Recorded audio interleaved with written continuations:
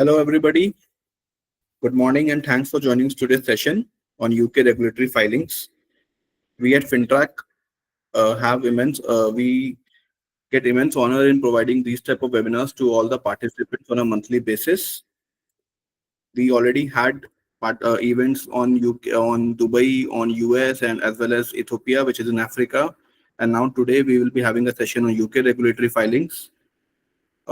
We will continue to have these type of international webinars along with all the articles and blogs, which we continue to create on a daily basis. Please visit our website for further details. The link to the website is being messaged in the chat box. Now, without any further delay, I'd like to ask Mr. CA Punit Bhandari to introduce our today's speaker. Ji, all over to you. Good morning, everyone, and a warm welcome to everyone. Today, I'm truly honored to have with us today a distinguished professional who brings us a wealth of knowledge and expertise to the field of chartered accountancy. Mr. Sharish Gadde is a highly qualified chartered accountant, cost management accountant, and certified fraud examiner. His remarkable career has seen him collaborate with multinational clients across a diverse range of industries, specializing in forensic auditing, strategic financial decision making, accounting controls, and process improvements.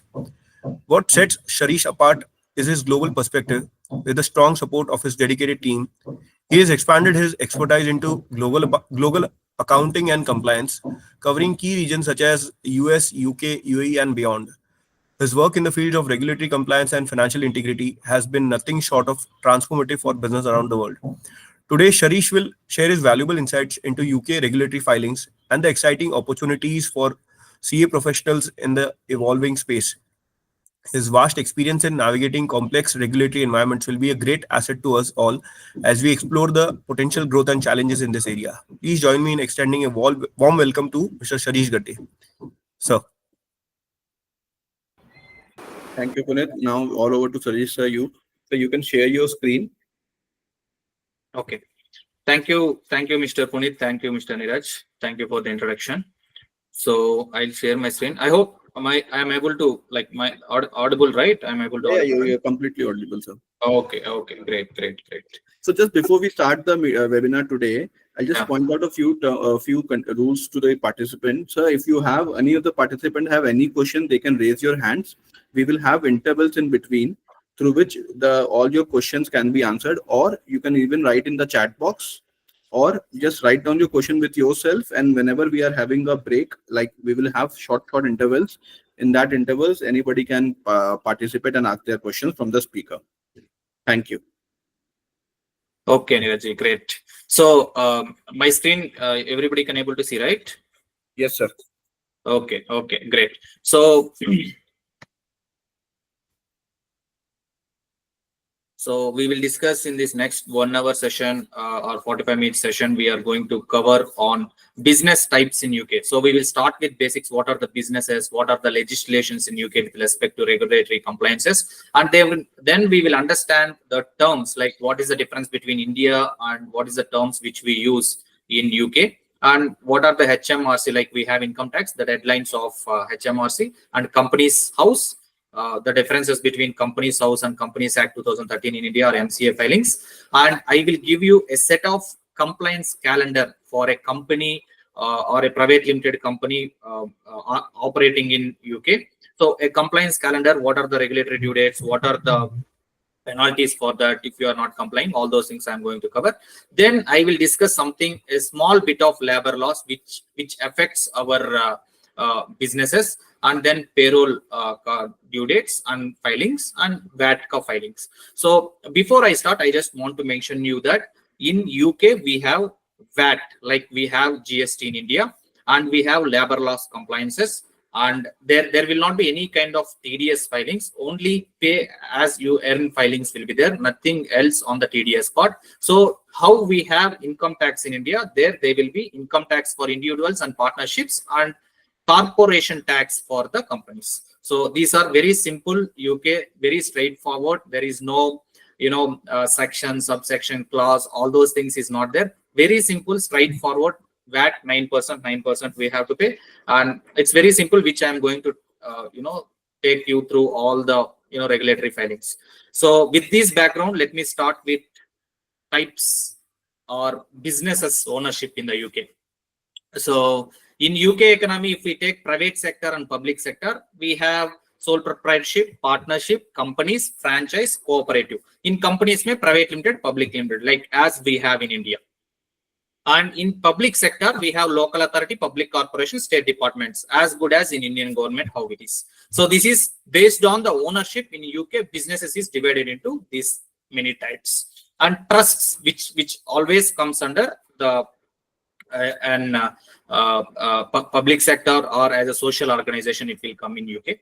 So if we take the business organization into different forms, so we have sole traders as like we have in India, and we have partnership forms, that is general partnership, limited liability partnerships, limited partnerships, and companies. I'm going to explain you these type of business under which act this has to be registered also. Next slide, I'm going to explain how this has to be registered. Sole proprietorship, what is applicable, partnership, which act it is governing in UK, and companies act, which act is governing, unincorporated associations, what are there, trust, what is there. I'm going to explain that, no need to worry. If you have any doubts, please keep text on the chat box. I am ready to answer all your questions. Okay, so sole proprietors like India, we don't have any other act, but they have to register under income tax, and if they cross the threshold limit of 90,000 pounds, then they have to go for a VAT registration. It is as simple as that. And partnership firms like general partnership, limited liability partnership, limited partnerships, and companies, we have various kinds of companies, limited by shares, limited by guarantee, private limited, public limited. So same set of things is there. And unincorporated associations or trusts. In unincorporated associations, we have something called societies or some welfare organizations, all those things. So in UK, all over the UK, this is the business structures. So it's as good as similar to Indian entities, except the trust, which have their separate registrations, filings, etc. for trust. Otherwise, it is very similar. We have many other indirect taxes. They have GST, VAT, and customs. That's it. Nothing else. So these are the business constitutions. So charitable incorporated organization, which is nothing but trusts.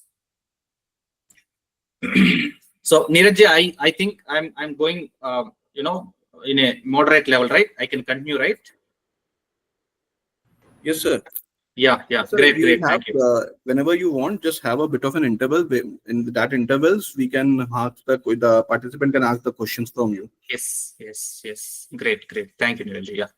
So various legislations in UK governing compliances. So our main topic is on regulatory compliances today. So what are the various kinds of acts which we have to look into it if we want to enter into the UK market, or if an Indian person want to register an organization in UK or London. So what is the main acts they have to consider based on these business types? So Companies Act, it governs the formation, operation, and dissolution of companies. So Act 2006, it has been formed, and all companies has to register under that. So all the type of companies which I have mentioned here, those companies has to compulsory register under Companies Act 2006. So it is as good as incorporation forms, then governance forms, then secretarial forms as in Indian legislation. Same way it is also there in UK as well. So next, with respect to Partnership Act 1890, and with respect to LLP 2000 Act, which governs LLPs, so formation, operation, compliance requirements, and which website, all those things also I'm going to show and explain you what are the forms also, when it is the due date, what is the penalty also, I'm going to explain in this, not to worry. So first we'll understand what is the acts and legislations. So then we have Charities Act 2011 applies to charitable organizations, including CIOs, that is Charities Incorporated Organizations, and sets out reporting and governance requirement. Income Tax Act 2005, so this applies only to sole traders and partnerships for tax compliance. And Economic Crime and Corporate Transparency Act 2023, which focuses on corporate transparency and combating economic crime, which applies to corporations and LLPs. Like we have Economic Offences Act, all those things. So same thing will apply there also. Corporation Tax Act 2010, which is nothing but a specific act for companies' income tax. So if we want to tell, it governs the taxation of profit for companies and LLP specifically. And VAT Act 1994, which governs on VAT 9 compliance, VAT registration threshold limit. If our revenue crosses more than 90,000 pounds from 2024, before it was 85,000 pounds. So from 2024 onwards, if any business revenue crosses 90,000 pounds, then they have to compulsory go for a registration under VAT Act. And rates, they have very simple 4-type rate structure, and filings every quarterly, next month 9th or 20th, they have to, based on their adoption, they have to file the VAT. So if a business wants to register, if you start a business in UK, in a nutshell, in a whole, a broad way, I can tell these are the things. Other than this, in case if you have employees, or if you are getting employees of 5 or 10 or more than 10, then there are something called labor law compliances, which is again very straightforward, and pay as you earn concept. Employers have some responsibility to deduct national insurance deductions as well as their employment deductions. So other than this, there is no other regulatory which will impact the business of an organization. Okay, so these are the broad view regulations which we have to look into it if you have any businesses in UK, or these are the regulations which we have to comply for if you want to have a setup in UK. Okay. So before I enter into all these legislations and what are the filings, form numbers, I just want to give a differentiation between in India what is meant by PON, in UK what they will call it as. So for tax identification in India, we have 10-digit alphanumeric PON number. There they will call it as unique tax reference number, which is issued by HMRC. HMRC is his or her Magistrate Revenue Commission. Okay, so we have TAN. There is no such concept of TAN there. They will use again employee pay as you earn. PAYE full form is pay as you earn reference number or unique tax reference number. So this is the thing they have. They don't have any other deductions like vendor cut, TDS, professional fees. All those deductions is not there. Only employees payroll deductions they have, and that will be linked to their employee pay reference, and UTR it will be linked. Nothing else will be there. And in indirect tax, as we have GSTN number, 15-digit alphanumeric code, they have indirect tax VAT registration number, which consists of 9 digits. And in case of international transaction, they will have that GB code. So example also I have given how it looks like. So in case of employer forms, form 16 we will issue here. They don't have anything as that, but P60 forms. So that serves a similar purpose. They issue P60 form to the employees who deducts the tax. And withholding tax, 26Q, 24Q, 27Q, they don't have anything as such because they don't have all those legislations. And they have something called real-time information submissions and employer reporting for the income tax, and national insurance corporations contributions, that is called NIC from the employees, and they will submit like how we have ESIPF from the employee salaries. So these are the basic terms which we have to know before we go into it. And I want to explain two different things also. That is, one is accounting period they'll call, and one is tax period. So as per the Income Tax Act or Corporation Act, their tax period starts at 6th April and ends on 5th April. So that is the tax period which we have to remember. And accounting period, you can select whatever period you want.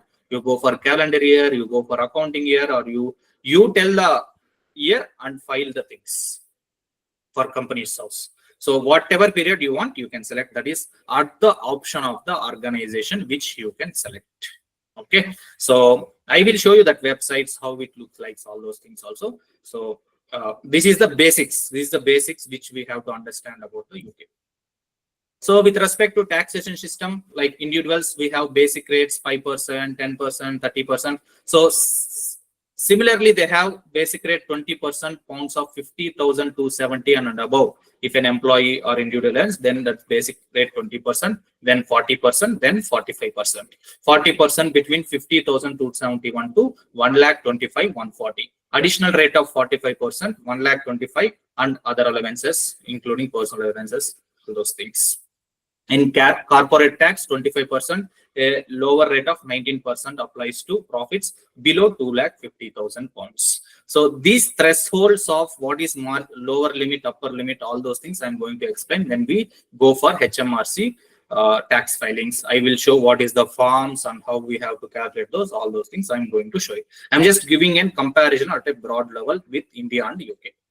So indirect taxes, as I mentioned, it is very 4 rates: 20%, 5%, and 0% and exemption. So in India, we have 5%, 12%, 18%, 28%, 0% exempt. So this we have in indirect taxes. So the purpose of VAT, so this is with respect to specifically on indirect taxes. This already been discussed. In case of threshold in UK, now it is started from 1st April 2024 for 90,000 pounds. In India, it is 10 lakhs, 20 lakhs. So usage, VAT returns, claiming input tax, all those things. In India, we have GST. So this is previous slide is for the income tax, and this is for the GST. Comparison between Indian GST and their VAT, and this is for our income tax versus their income tax and corporation tax. I think I'm making some sense with this PPTs or explanation. If you have any doubts, or you can text us. So there's a couple of doubts which have come in the chat. Yeah. The first is by Mr. Ajay Jaiswal. Yeah. So he has written, how can we take out the business from UK clients being in India only? Is there any forum which we have to approach or register for? How can we take out the business from UK clients being in India only? Is there any forum which we have to approach or register for? Okay. So is it for businesses in a sense? You're asking CA, like it's a practice, or how it is? What is the business means? I guess, sir, consultancy based question. Okay. So this is again an offshoring or outsourcing things which you are asking. So that opportunities for CAs in UK, we can discuss that as we have the specific thing, right, Neeraj? So we can cover it up during the time. Sure. Mr. Ajay, if you have, you can elaborate your question if you like. Is it purely from outsourcing perspective or anything else you want to check? You can unmute yourself, Mr. Ajay, and response. Okay, I think right now is not available. Okay. The second question, sir, is that question is by me only. Yeah. So you mean to say there is no TDS in UK? That means from the employee perspective, the CT is more or less same as the gross salary in the net salary. Okay. Okay. I have mentioned you with respect to salary, they have the TDS deduction. Other than salary, though, they don't have any kind of deductions specific, like we issue 26 Qs, 27 EQs, all those things is not there. It is straight away. You should have, as per the accounting system, you should have these things. Auditor will check and then make the payment. It's as simple as that. As like we have TDS section 192 to 197, there is no such things. Only 192 is applicable. That what form, all those things I'm going to discuss now when we come to payroll taxes. Okay, so there are other commercial taxes like PF and all those are there. You're only talking about the TDS part right now. Yes. So Sure. in labor law specifically, they have national insurance contributions, NIC they will call it as. Okay, so this is the one deduction they will have major that compliance when they are going to do, what is the limit, how to register, all those things also I am covering at the end of payroll, end of our session. Okay. Okay, and Ajay Jaiswal question is purely for outsourcing. Yes, so there are many forums to get into UK practice. So first thing is your personal reference. If you have any references of the clients or your Indian clients having anything in US, in UK, so you can take that reference as well, or your friends. That is the approach to enter there. And forums wise, there are many forums is happening. This is also one of the forum where you will come to know how you can take references of the things, all those things. So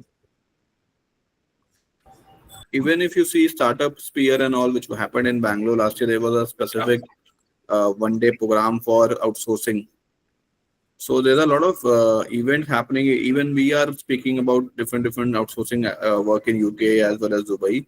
So yeah, we can have a separate discussion for this also, purely from how to connect with UK clientele.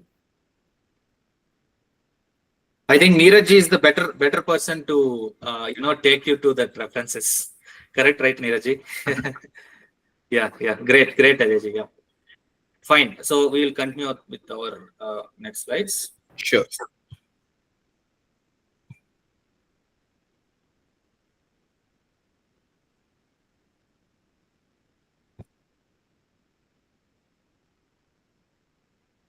So these are the basic differences between India and UK, and it's very simple, very straightforward. Income tax or VAT, it is very simple, very straightforward. Compliances is very less, as you take, but tax is very more when compared to India as well.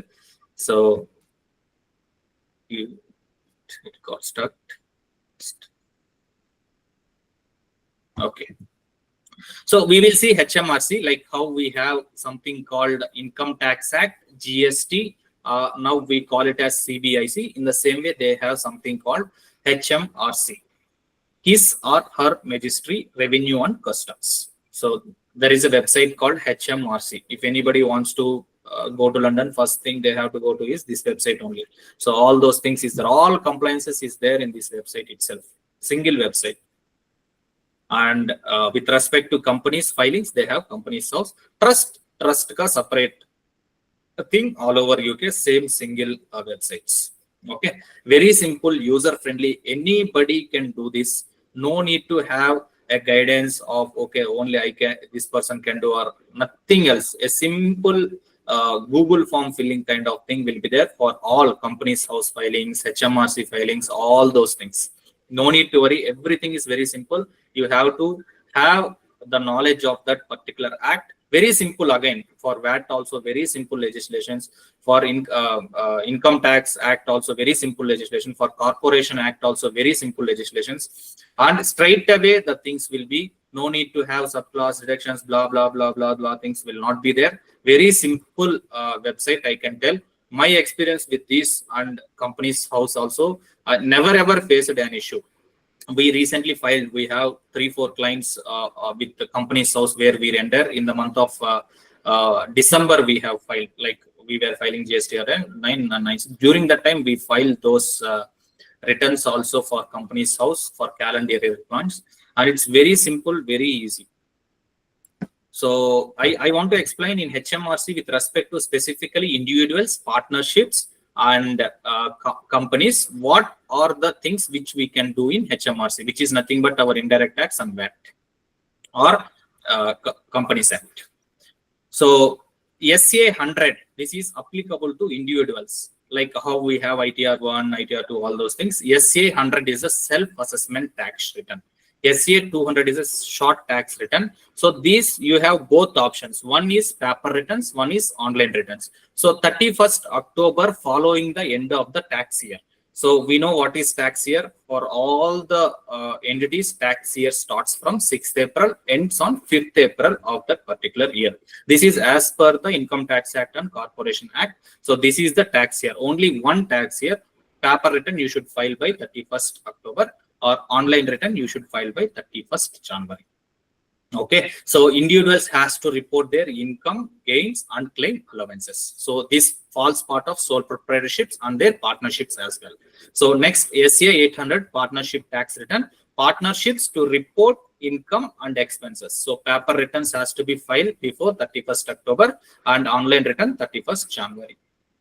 And in case of trust and estate tax returns, so estate is nothing but we have private trust, right? So such kind of trust, and SA 900 is the income tax form. Like we have ITR 1, ITR 2, ITR 3, ITR 4, ITR 7.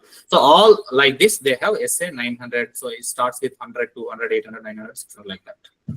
Okay, so this is for trustees or personal representatives of estates. Paper returns 31st October, 31st January. It's very simple, straight away. And CT 600, companies to report taxable profits and calculate corporation tax, filing 12 months after the end of their accounting period. Here, accounting period, they can select whenever they want. It can be Jan to December, it can be April to March, whatever may be. So for corporations, from the 12 months, they have to file. And payment, they have to pay 9 months. Within 9 months, they have to pay the, like we call it as self-assessment tax or advanced tax, whatever maybe, they have to file within 9 months. And VAT 100 form, that is nothing but your VAT. In India, it is called GST returns. So for businesses registered for VAT to report and VAT collected and paid, due date is for quarterly. Usually it is quarterly, and payment will be 1 month and 7 days after the end of the VAT period. So this is for payment, and due date will be always quarterly. Okay, so this is very simple, straight away. This is how income tax forms. This is the indirect tax forms. So in case of sole trader, so sole traders we know, so like they no need to register anywhere if they have a small setup in their home and start doing the business. So he has to register for self-assessment of a sole trader. If you earn 1,000 pounds in a tax year from 6th April to 5th April, you can register under HMRC portal and file the return of SA 100. Okay, so this is for sole trader. And if you want to submit a self-assessment tax return, HMRC will work out. You need to pay income tax and national insurance contribution based on your profits. One need to register for VAT if you meet the requirements. That requirement is currently from 1st April 2024 onwards, it is 90,000 pounds. If you want to claim VAT input tax credit, then you can go for registration of VAT. This is for sole trader. And like, what are the legal compliances or filings which you have? First is income tax, second is VAT, then your tax returns. So these are the three things it will be there. So sole traders, very simple. So now this is the compliances. So self-assessment tax return, 6th April tax return, paper filing 31st, online filing 31st Jan. NIC paid via SA 100 only, you have to pay insurance contributions also. And same thing, 31st Jan. Payment, advance tax payment. So 31st Jan or 31st July, second installments, you can make it based on previous year's tax. So this is the thing. And partnership return we discuss. I'm just giving a summary of how the compliances in case of a sole proprietorships. So in LLPs also we have now sole proprietorships we have completed. Now LLPs. LLPs also small LLPs and medium sized LLPs and LLPs. So if an annual turnover is not more than 6.5 million, then it comes under the classification of small LLPs, medium LLPs. But I'm just giving the classification just to tell that what is there in the act. However, the compliances will be same for both. Okay, so if it is more than 25 if the turnover is not more than 25.9 million, then it comes under medium size LLPs. Then LLPs is more than 25.9 million. So this is just to give a distinction between how LLPs also actually comes. So in India, we have up to 40 lakhs, no need to do audit. Above 40 lakhs, audit has to be done. So in the same way, LLPs also is having the same regulations here. So for LLP partnership tax return, SA 800, same 31st and 31st October. And VAT return, if you are registered, 3 months ka thing, and filing deadline 1 month plus 7 days after the period ends. So for example, I am going to cover specifically in case of VAT, what is the due date and compliance current also I'm going to give it, not to worry on those things. So corporate tax, if LLP has corporate partners, that means the partners is a corporate entity, then CT 600. So 12 months after the accounting period, as good as the company's return. So annual LLP filings, it is 12 months after the accounting period, and deadline is 9 months after period end. Okay, so this is what for LLPs. It's very simple, very straightforward. That you have VAT return, you have individual partners return, and you have annual accounts filing and corporation tax filing for LLPs. Okay, so this is very simple, straightforward things. Now we learned something called sole proprietorship, partnerships, and LLPs. Then we will see for the companies. Okay, so for companies, there is specifically companies house is there. So what are the compliances for companies? Okay, if you want to register a company in UK, first is IN01 to register a private or public limited company. And if you want to change your accounting, like accounting period, AA01 you have to put. If you want to put your company to dormant status, then AA002 you have to file. So it's again straight 7 to 8 forms, not more than 7 to 8 forms. Very simple. No need to have, MJT7, AOC, all those things. There is only one annual statement, that is CS01. You have to file that. Once incorporate, if you want to strike off, DS01. Incorporation, accounting period selection, change of name, director's updation, as well as your accounting period taking. And if you don't want your company to be run actively, you can put in a dormant status. It is very simple. Incorporation, file dormant, file annual confirmation statement, and in case you want to do dissolution. It's very simple, 6 to 7 forms. Okay, so in a normal scenarios, I'm just mentioning you. Okay, so this is the only forms you have. Okay, nothing else. Whatever accounting period you want to select, you have to file one form once after the incorporation. If you want to run the business live, you can keep it. Otherwise, you can put it in a dormant status. And every year, annually, you have to file one form that is called GS01. That is called annual confirmation statement. That is annual filings. And if you want to change the company name, directors and secretaries. That is, if you want to appoint a new director or terminate a new director, that is the forms you have to do. And the due date is within 40 days of the appointment. You have to file. And strike off and dissolution DS01. All these forms is being made in very simple and smooth way, that how we are filling the Google form. It is as good as that. That is simple. They have made it, and user-friendly forms, I can tell, all of it. So now all the above forms which we are discussing. So these are the various types of companies as per Companies Act. So public limited company, private limited company, company limited by guarantee, unlimited company. Remaining two is comes under LLP Act. But Companies House takes care of these all companies filings. So in case for the companies from 1st April 2023 onwards, what are the corporation tax rates available?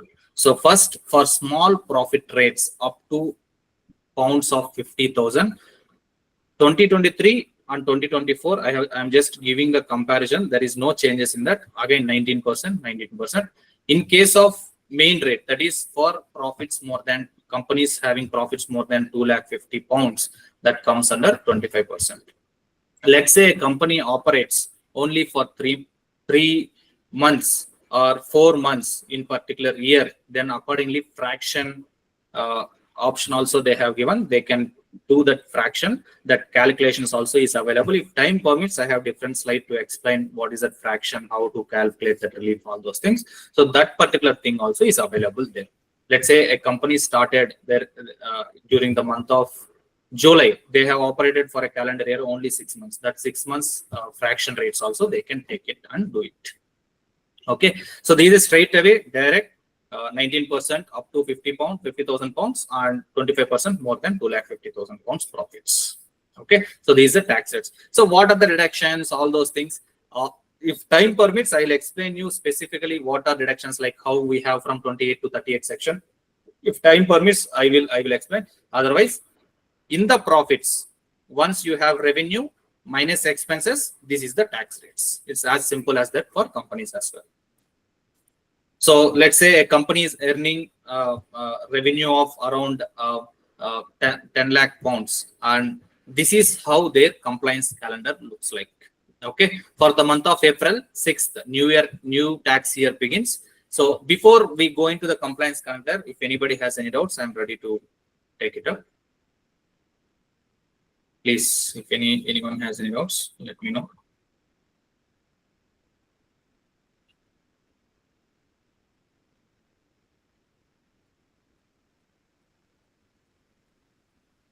Sir, one question, Shariji. Yeah. So incorporation process, whether it is very streamlined and there's a number of days are defined, or it's like India, sometimes it will take 3 weeks or sometimes it takes more. It is 1 day also we registered one company, Neeraj. 3 days also, it depends upon how. Sometimes websites, like it depends upon technology also, websites also will not work. But I can tell 3 days it will take me. 6,000 rupees if you have, you can register a private limited company. In Indian rupees, I am telling 6,000 rupees if you have, you can register a private limited company. 50 pounds you have to pay, 25 plus 25, and consultancy charges. So if you have that, you can register within 3 days a private limited company. That's a better definition of ease of doing business. Yes. So those things and all very, very simple. I'm telling you, filing a VAT return, never ever the DSC issue, blah, blah issues and all will not arise there. Okay, it's very simple forms, very simple forms. Okay, so we can proceed. Yeah.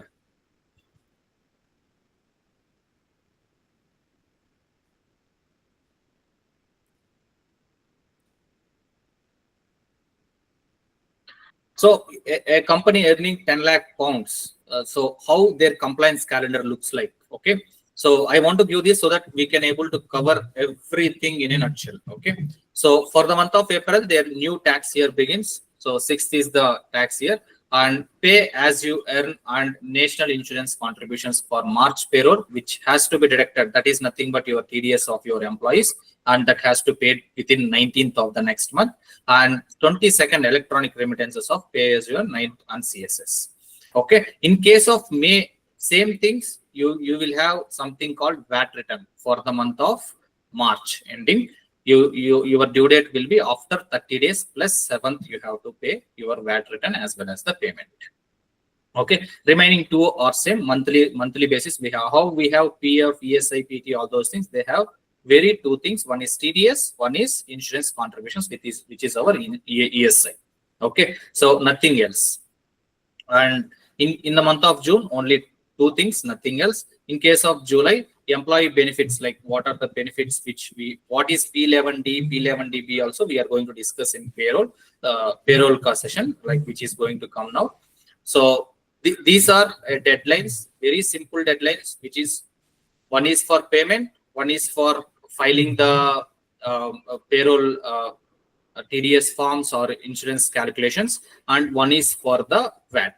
Okay, if an organization ideally having 10 lakh rupees turnover, 10 lakh pounds of turnover, they have to comply these many things in the UK. This is called a compliance calendar, which we generally give it for our clients. So this is the things they have to do month on month basis.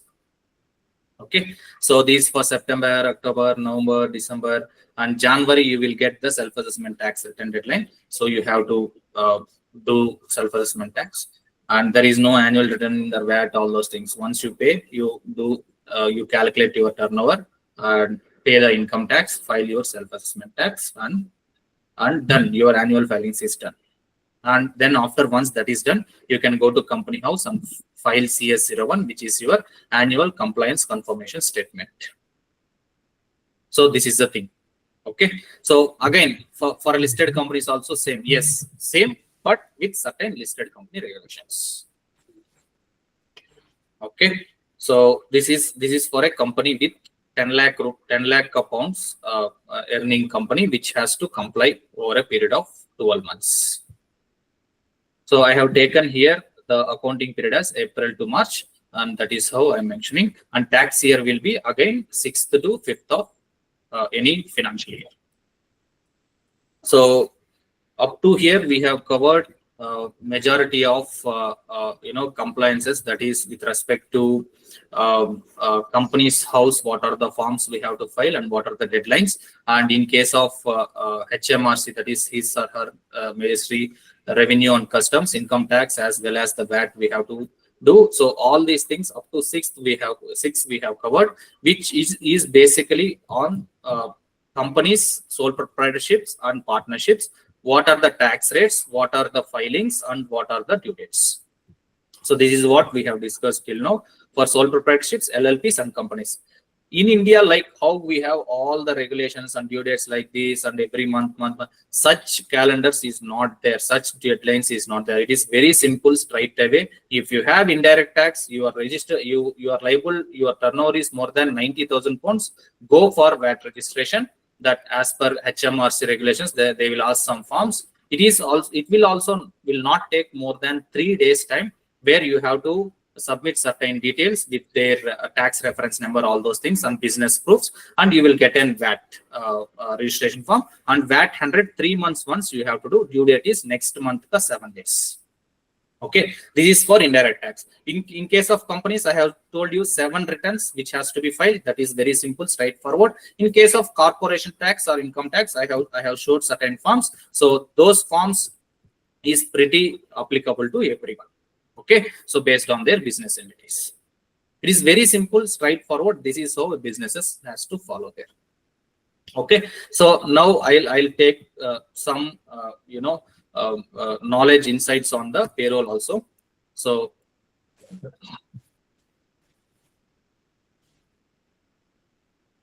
we have labor law returns in the UK ensure that businesses complies with employment regulations relating to tax, payroll, pensions, workplace safety, and equality.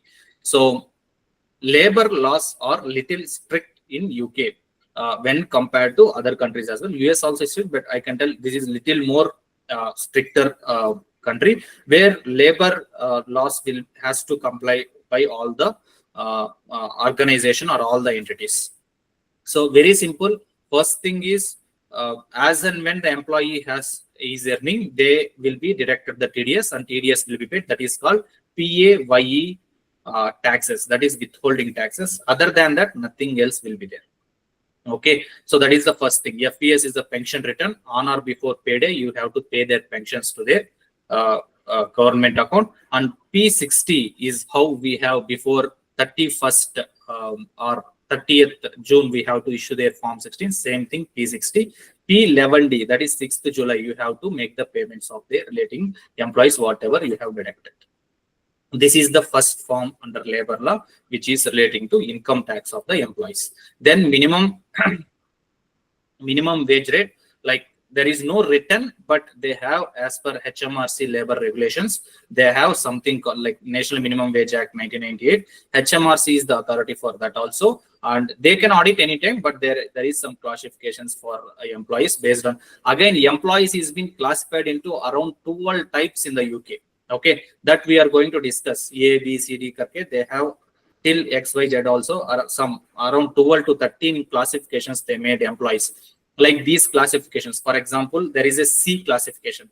The person who is below 21 years joined an organization for employment, or the employee who is a military servant came to the employment in any of the private organization, he will be classified under E. Or an employee who is below 25 years doing an apprentice, so that fellow will be classified under E or F. So like this, there are various classification of employees. For that, how pensions will apply, what are the contribution rates, and if his income is 15,000 pounds or 20,000 pounds, what are the deductions? Those things we are going to discuss. So these are the tax slabs. More in depth, it will work out. Other than that, it's very straightforward. So pension scheme compliances, Pensions Act 2008. So within 5 months, you have to file a declaration, and monthly contributions has to do it. It's an auto enrollment. Once an employee has been put under PAYE, it will automatically link it to pensions also. So health and safety reporting. So they have that act, which is Healthy and Safety Work Act 1974 and 2013. And it report has to be done as and when you start your organization. And if any workplace diseases, you have to report within 10 days. That is, any damages in manufacturing to the employees, all those things, you have to report within 10 days. And there is one more thing which is not there in India, that is gender pay gap reporting. Equality Act 2010 clearly specifies that what is the male you are paying, what is the female employees you are paying. In case of private companies, 4th of April every year they have to do. In case of public sector, 30th March they have to report it. This is one of the major complaints there. You have gender-wise, you have to report what are the pays you are making to them.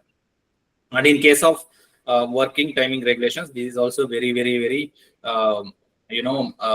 strictly they will follow. So working timings, what are the work timings, 8 hours, 7 hours, how many weeks, how many days in a week you are making them work, your employees, all those things. So there is no fixed return, but you have to maintain those records, like how in hotels and all we do that.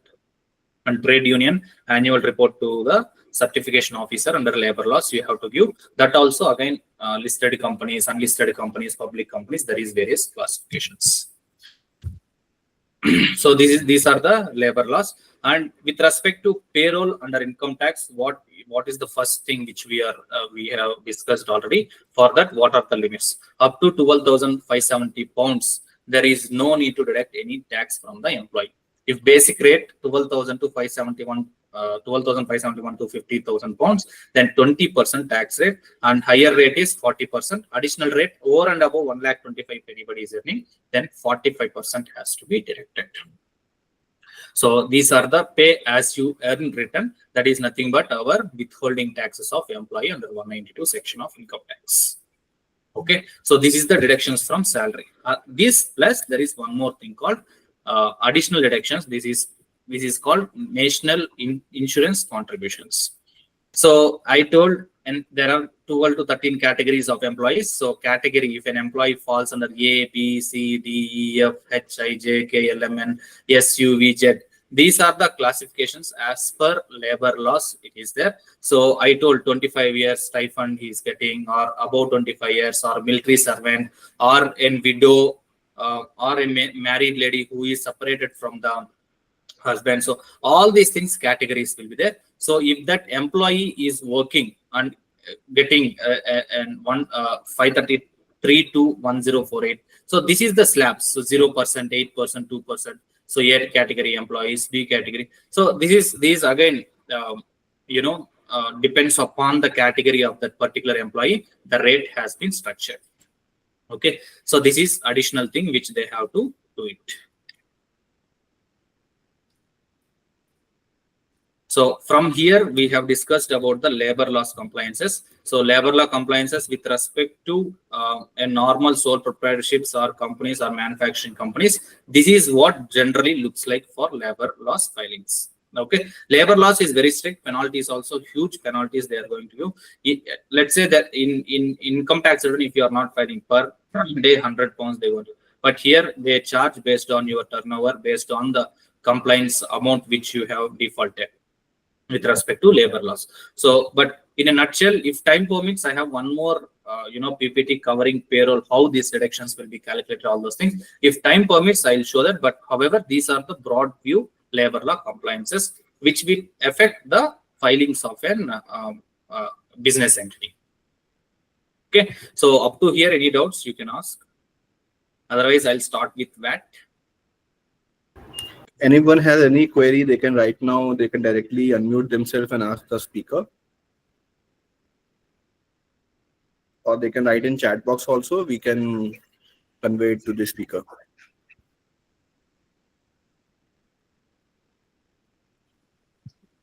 I think, Suresh, we are good to go. Okay, give me 1 minute, Miraj. I'll start again. Sure.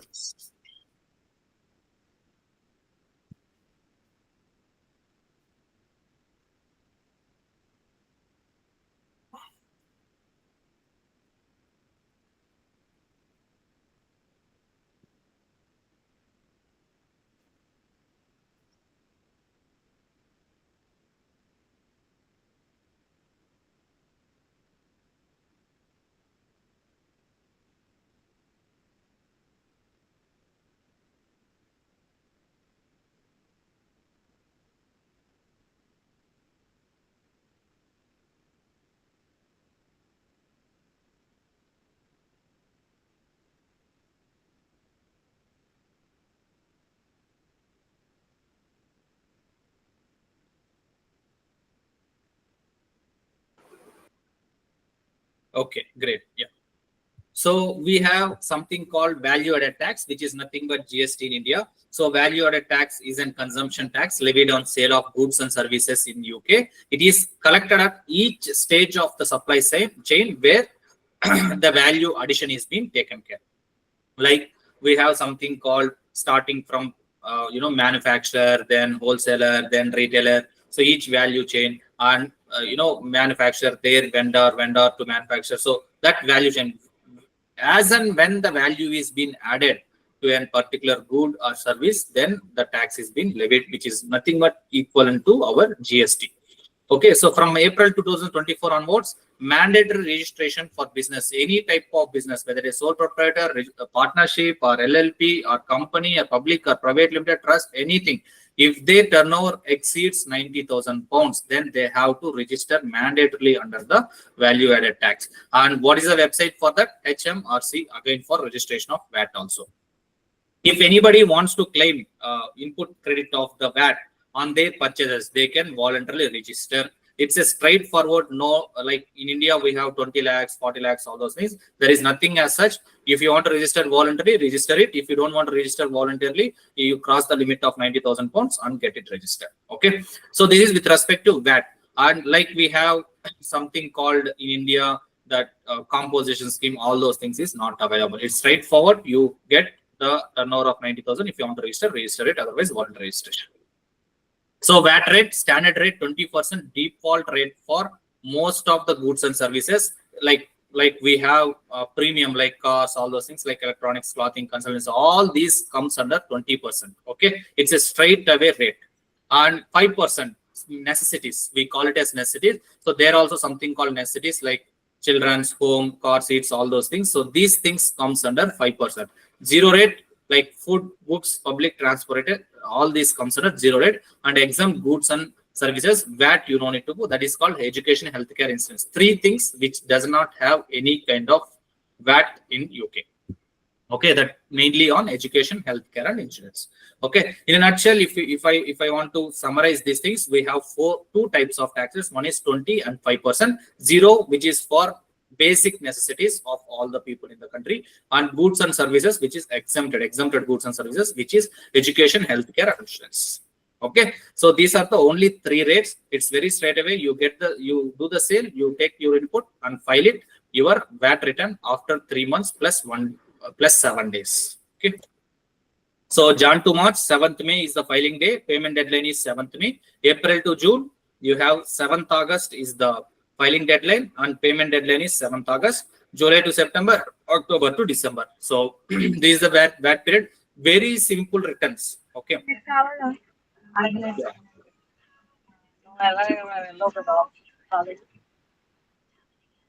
Yeah, Srinivas ji, you have some doubt? No, sir. Thank you. Okay. Yeah. So these are the VAT returns and VAT deadlines. Okay. So VAT Act 1994, like how we got a Finance Act, VAT Act, same time they have also passed 1994, and we are with GST now. So it is the VAT which is being held there. So these are the compliances and regulations and deadlines they have under VAT.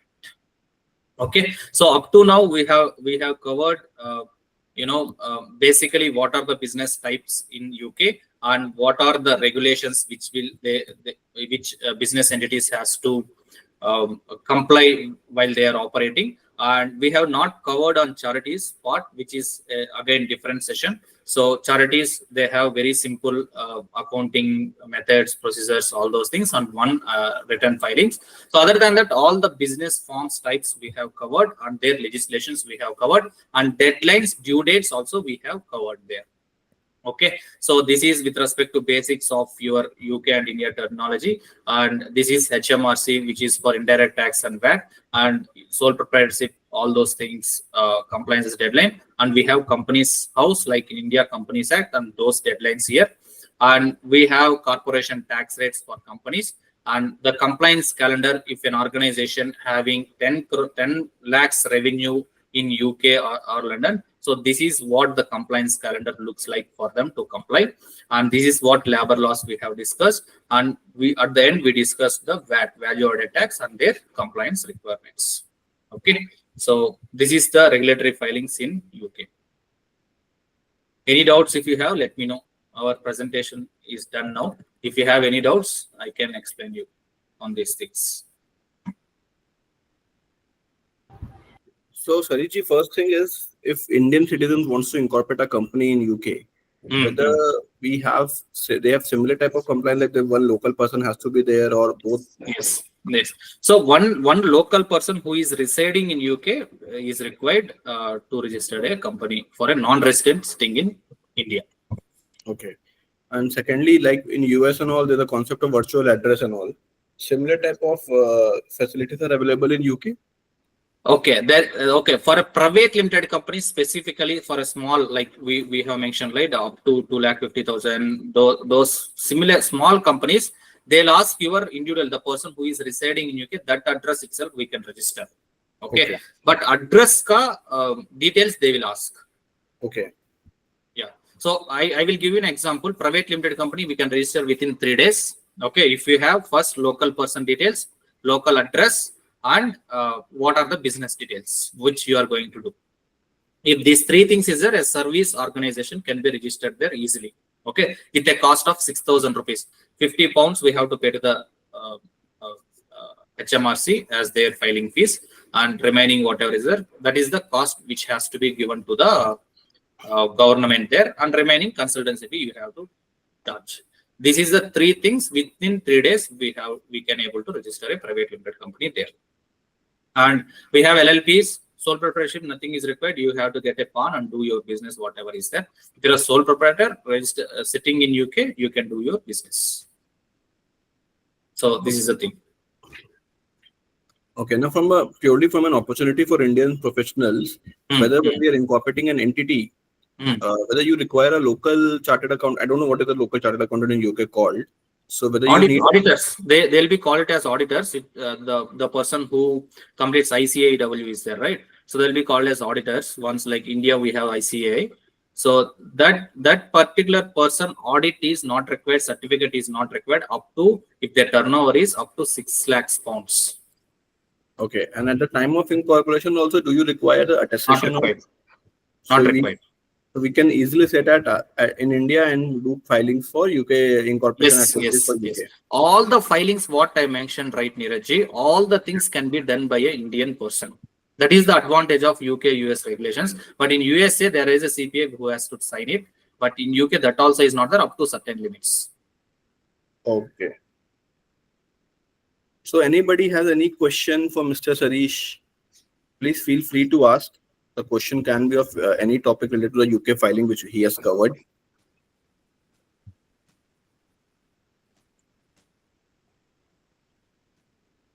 I think, Sarish, you have covered the topic so comprehensively that the people don't have any questions. So you have any doubts, let me know. Like, but UK is very simple, VAT 20%, tax rate 25%. So it's very simple. There is no Correct. complications. Yeah. Actually, I have one doubt. Yeah, please.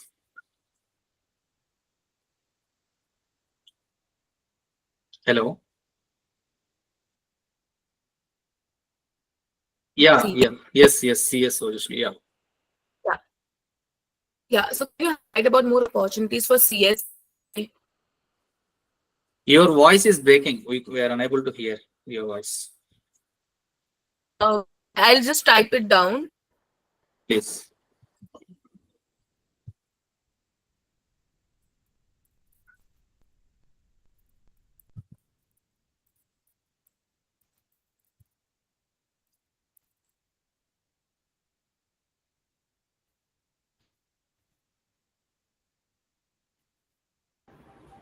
So sorry, she has CS Ojasvi have one question. She wants to ask whether can you highlight any more opportunities for CS Indian company secretaries in UK?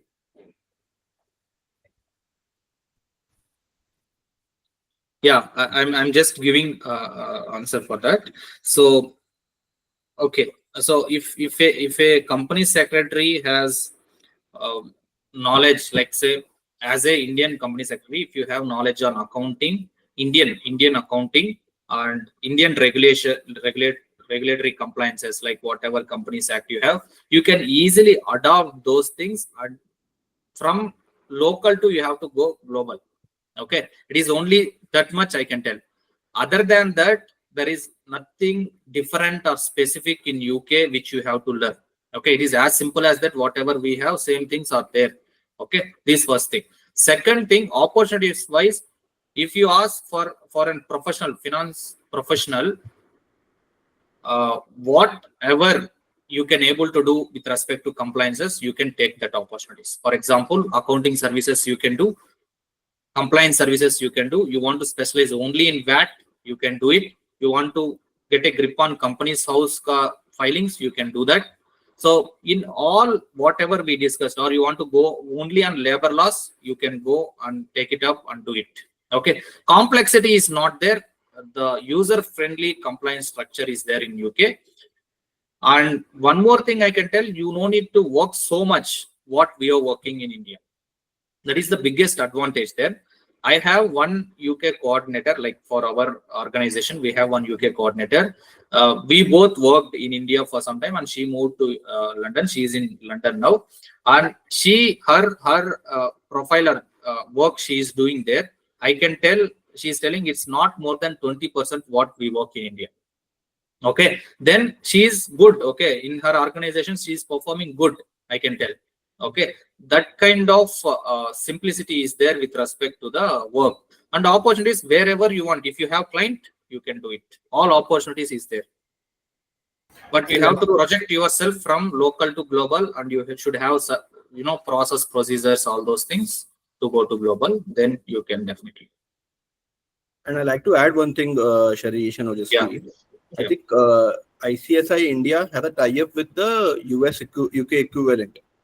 So a lot of your exams which are there for UK CS examination, some there are some certain exemptions for Indian CS.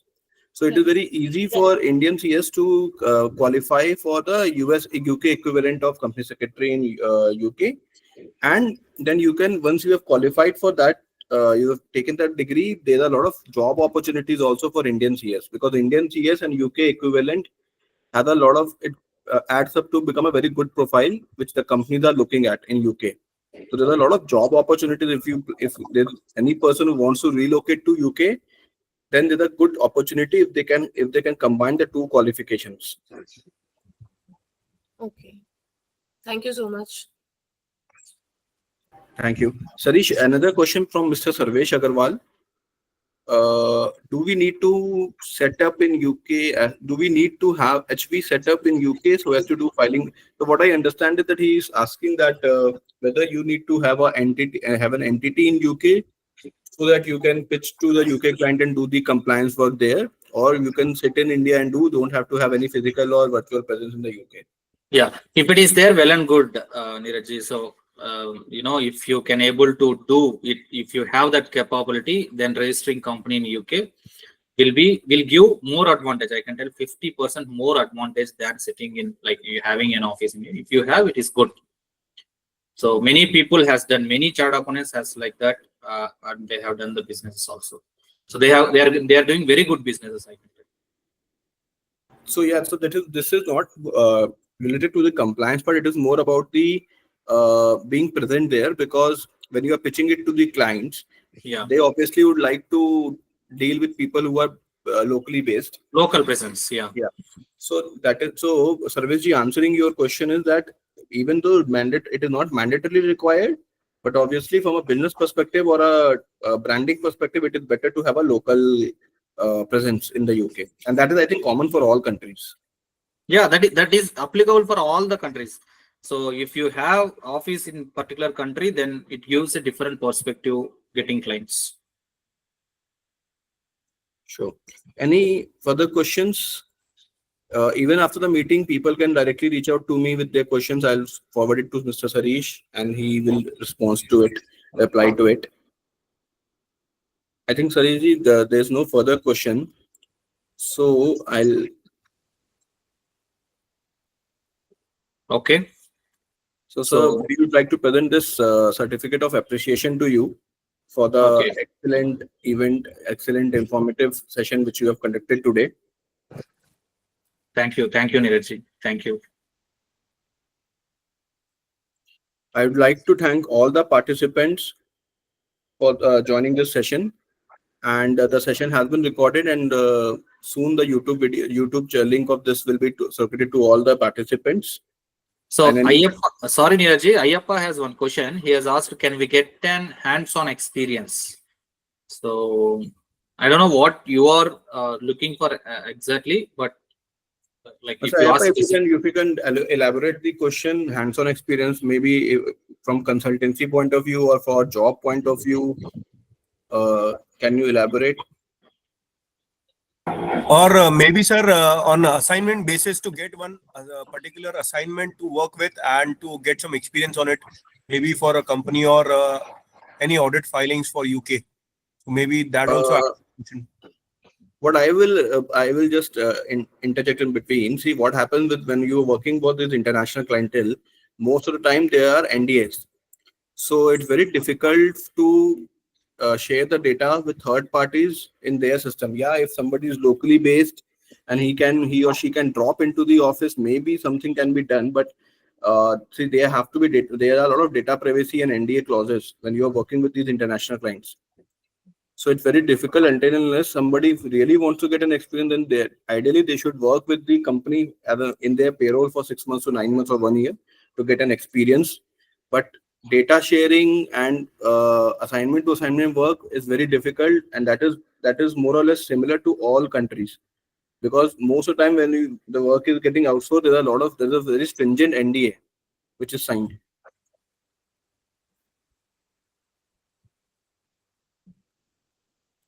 So you want, Mr. Aip, I think you want any training sessions available. So yeah, we are actually we are in discussions. We are trying to get to do training workshop for different international international work, and we'll keep you updated, sir, for this. So we are having monthly webinars, and we are also having almost daily blogs and content. And these type of workshop also, we are in the middle of a discussion. Maybe we'll have them pretty soon. Thank you, sir. Also, sorry, sir, could we get the Yeah. presentation, and in case your communication, in case we face any clients or we get any complications, so no doubt we can share the referrals. But anyway, could you share your contact card or anything on the chat box or something, sir? Yeah. Neeraj, you can give my details, and PPT also we can share if Yeah, so Neeraj, Puneet, PPT will have the communication details, and we'll soon share the PPT with you all. yes. Perfect. Okay, so I think this marks the end of the session for today. We'll soon have another session next month with a new topic, and hope to see you all there also. Thank you all for joining. Thank you, Sarish ji, for this excellent session. Many more to Great, come. great, Neeraj. Thank you for organizing. Always pleasure to join with you. My pleasure, sir. Thank you all. Thank you so much.